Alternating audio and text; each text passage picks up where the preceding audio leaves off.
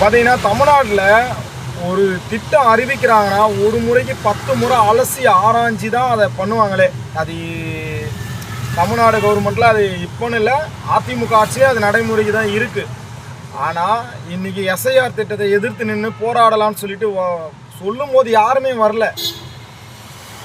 ஆனால் இன்றைக்கி அதை எதிர்த்து நின்று திராவிட முன்னேற்ற கழகம் போராட போகுதுன்னு தெரிஞ்ச உடனே இவங்க ஆளாளுக்கு குதிச்சு நான் போராடுறேன் நீ போராடுற. நீங்கள் யார் திமுகவே தனிச்சு நின்று போராடினா கூட அந்த திட்டத்தை நீங்கள் நிப்பாட்டவே முடியாது. அது யாராலையுமே முடியாது.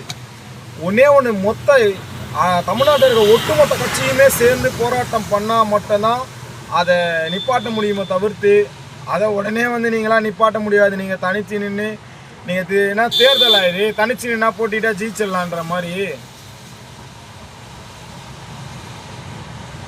ஃபஸ்ட்டு அரசியல் எதிரி வேறு.